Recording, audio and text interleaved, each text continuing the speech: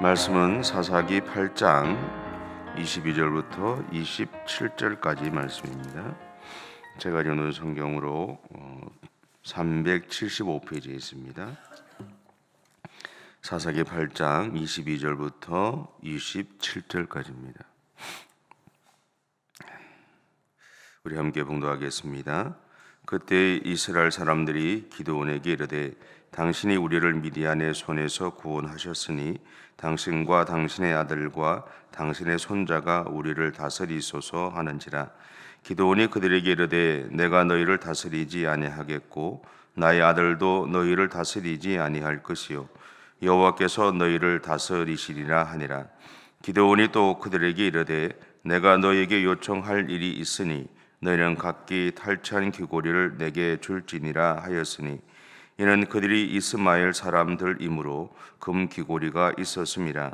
무리가 대답하되 우리가 절거히 드리리이다 하고 겉옷을 펴고 각기 탈취한 귀고리를 그 가운데에 던지니 기드온이 요청한 금 귀고리의 무게가 금 1700세겔이요 그 외에 또 조승달 장식들과 폐물과 미디안 왕들이 입었던 자색 의복과 또 그 외에 그들의 낙타목에 둘렀던 사슬이 있었더라. 기드온이 그 금으로 에봇 하나를 만들어 자기 성읍 오브라에 두었더니 온 이스라엘이 그것을 음란하게 위함으로 그것이 기드온과 그의 집에 올무가 되니라. 아멘. 자신의 마음을 지키며 산다는 것은 참 어려운 일이죠. 기도는 하나님의 사사로 자신의 역할을 충실히 감당했습니다. 그 결과 이스라엘 백성들은 미디안의 압제에서 해방될 수 있었죠. 그리고 그런 일을 통해서 자신을 세우신 하나님에게 영광을 돌렸습니다. 근데 문제는 백성들에게서 나옵니다. 22절에 보면 그때 이스라엘 사람들이 기드온에게 이르되 당신이 우리를 미디안의 손에서 구원하셨으니 당신과 당신의 아들과 당신의 손자가 우리를 다스리소서 하는지라.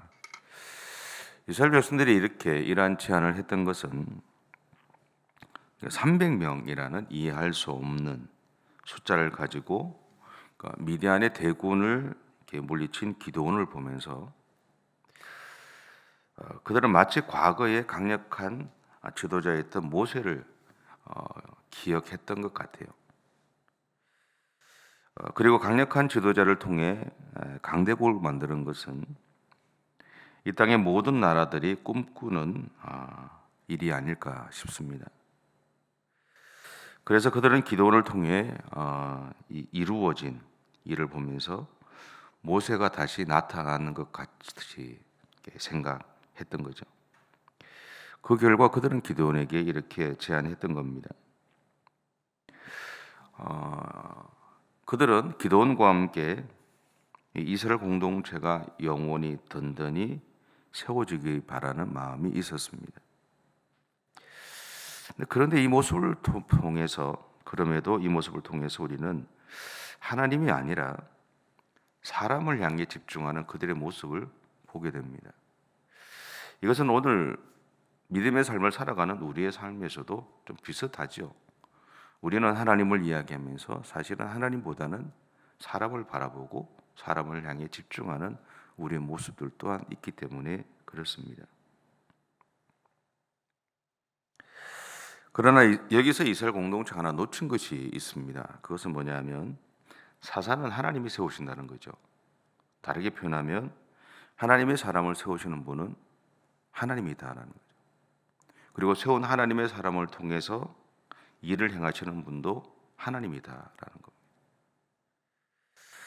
이것을 이스라엘 백성들은 제대로 이해하지 못했지 않나라는 생각을 해보게 됩니다.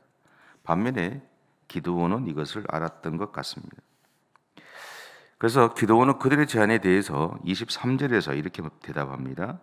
기드온이 그들에게 이르되 내가 너희를 다스리지 아니하겠고 나의 아들도 너희를 다스리지 아니할 것이요 여호와께서 너희를 다스리시리라 하니라. 이 말까지만 보면 여기까지만 보면 기드온은 참 바른 신앙인이죠. 그렇지 않으세요? 참 바른 신앙인이죠. 어떻게 이런 이야기를 할 수 있을까 싶어요. 근데 24절에서 기드온은 백성들에게 이렇게 요청합니다. 기드온이 또 그들에게 이르되 내가 너희에게 요청할 일이 있으니 너희는 각기 탈취한 귀고리를 내게 줄지니라 하였으니 이는 그들이 이스마엘 사람들이므로 금 귀고리가 있었습니다. 여기서 그들이 이스마엘 사람들이므로라는 것에 대해 성경은 미디안 족속과 이스마엘의 후손이 같았음을 우리에게 언뜻 보여주고 있습니다. 실제로 학자들도 이러한 성경의 생각에 동의하죠. 그들이 찾아본 자료에 의하면 이스마엘 사람들은 아라비아의 유목민에 대한 일반적인 명칭이었다고 합니다. 그리고 넓게는 미디안 족속이 그 범주에 포함되어 있다는 거죠. 그래서 학자들도 이렇게 성경학자들도 여기에 동의를 합니다. 근데 그럼에도 불구하고 이해가 되지 않는 것은 왜 기드온은 미디안 족속과의 싸움에서 얻은 금부치를 자신에게 주기를 요청했을까라는 거죠. 27절은 이렇게 증언을 하는데요. 기드온이 그 금으로 에봇 하나를 만들어 자기의 성읍 오브라에 두었더니 온 이스라엘이 그것을 엄란하게 위함으로 그것이 기드온과 그의 집의 올무가 되니라. 에봇이라고 하는 것은 과거 제사장 때부터 다 있었던 거죠.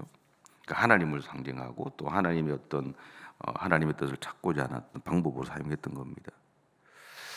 중세 기독교가 이제 중세 기독교에서 가장 큰 문제 중에 하나가 뭐였냐면 성상 숭배, 성화 숭배라는 것이 있습니다. 그것으로 인해서 교회가 나누죠. 개신교회와 가톨릭 교회가 나누어지고 뭐 그랬습니다. 그러니까 이것을 하면 안 된다, 또 해야 된다, 해도 괜찮다. 이것을 통해서 해야 된다. 왜 중세 성화나 이 성상이라는 것이 발전했느냐 하면 그 당시에는 대부분 사제들이 라틴어를 썼습니다. 성경도 라틴어로 읽었고 이 소위 말하는 설교도 라틴어도 했어요.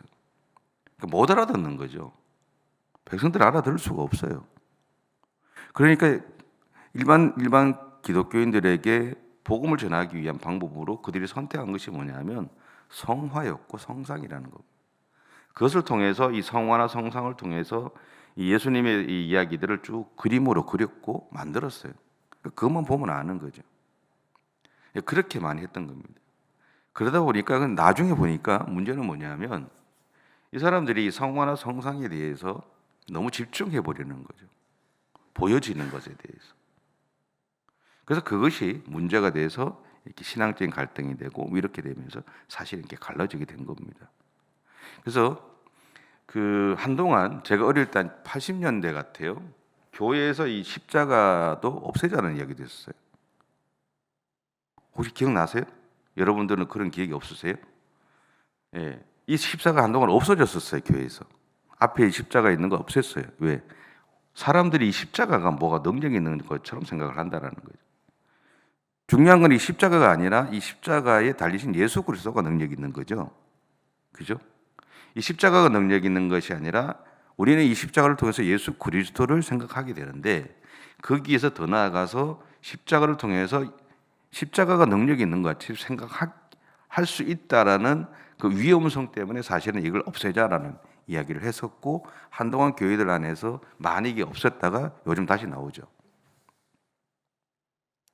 그러니까 중요한 것은 신앙 안에서 이 본질이 뭔가에 대한 그것들을 찾아가야 되는 것이 우리들이 해야 될 몫인데 어쨌든 기드온은 에봇을 만들었던 이유가 한 가지였지 않았을까 싶어요.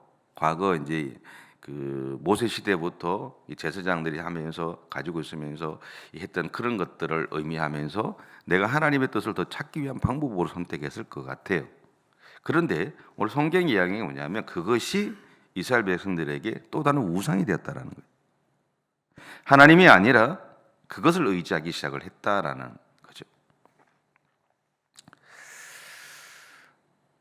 하나님의 부르심을 받아서 하나님이 맡기신 사명을 멋들어지게 감당했던 기드온이었습니다. 그리고 백성들이 자신을 중심으로 새로운 지도자 가문을 만들겠다고 했음에도 불구하고 그것을 거부하면서 그들이 진정으로 의지하고 따라야 할 분이 하나님이심을 선언했던 사람이 기드온이었습니다. 하지만 이 말을 통해 기드온의 신앙조차도 이 27절의 말을 통해서 하나님을 섬기는 신앙과 에봇으로 대변되는 우상을 섬기는 신앙의 태도가 혼용되어 있음을 알게 됩니다. 다시 말하면 당시 이스라엘의 공동체 영성이 이렇게 왜곡되어 있었다는 것을 성경은 우리에게 보여주고 있다라는 겁니다. 하나님을 계속 이야기하고 하나님을 섬기면서도 동시에 그들은 자신들도 모르게 보이지 않는 하나님이 아니라 보이는 하나님으로서의 어떤 것들을 추구하는 마음이 있었다라는 겁니다.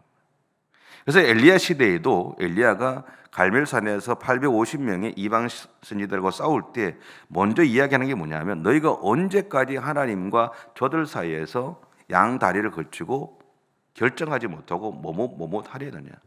너희가 언제까지 한 발은 하나님에게 한 발은 세상에 두고 살아갈 것인가 라는 이야기를 했다라는 거죠.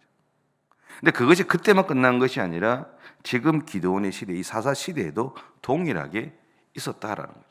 어쩌면 오늘 살아가는 우리들의 삶에도 비슷하지 않는가라는 생각도 해보게 됩니다.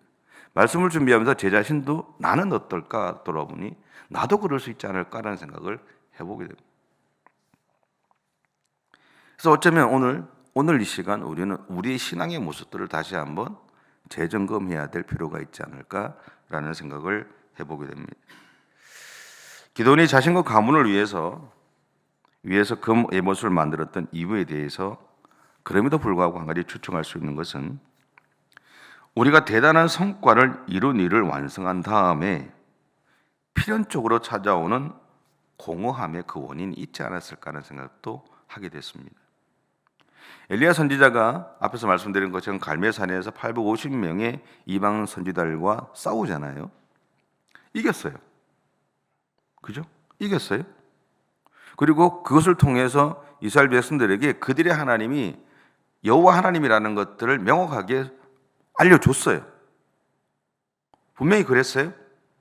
그런데 그 일이 있은 다음에 이스벨이라는 여자의 위협을 받자 그가 놀라서 도망합니다. 그리고 광야의 로뎀 나무 아래에서 그가 하나님에게 이야기하는 게 뭐냐면 하나님, 내가 이젠 지쳤다고, 나는 이제 싸울 힘이 없다고, 나의 생명을 데려가시라고 이야기합니다. 분명히 놀라운 성과를 했어요. 850명이 이방 선지자와 싸우면서 이겼어요. 이스라엘 백성들에게 더 이상 하나님과 이방 사이에서 머뭇머뭇하지 않게 만들었어요. 놀라운 일들을 행했습니다. 그런데 그럼에도 불구하고 그가 보여주는 이후의 모습은 완전히 무너져 있는 거예요.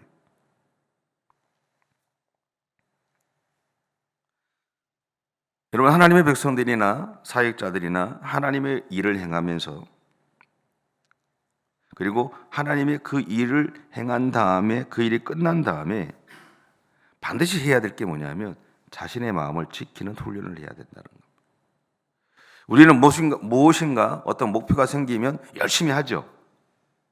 열심히 합니다. 그런데 그 일이 이루어진 다음에 우리 안에 나도 모르게 생기는 공허함이 생깁니다. 일을 하는 동안 나를 향해서 모든 사람이 집중되어져서 막 해요. 근데 일이 다 끝나면 집중되어졌던 사람들의 관심이 나에게 더 이상 쏠리지 않거든요. 그때 우리 안에는 불안함이 생기고 공허함이 생기는 거예요. 그것이 결국은 우리의 신앙까지도 흔드는 모습들을 보게 되고 아마 경험도 해보셨을 겁니다. 그때 우리의 마음을 지키는 훈련, 그런 순간에 우리의 마음을 여전히 하나님 앞에서 지켜가는 훈련들을 우리는 해내야 된다는 거예요. 우리의 상실된 영성의 깊이는 우리가 먹을 것을 많이 먹거나 모든 일을 내려놓고 아무것도 안 한다고 해결되는 게 아닙니다. 물론 육체적인 긴장감은 해결할 수 있을 겁니다. 하지만 우리의 상실된 영성은 결국 하나님의 기름 부으심으로만 채워집니다.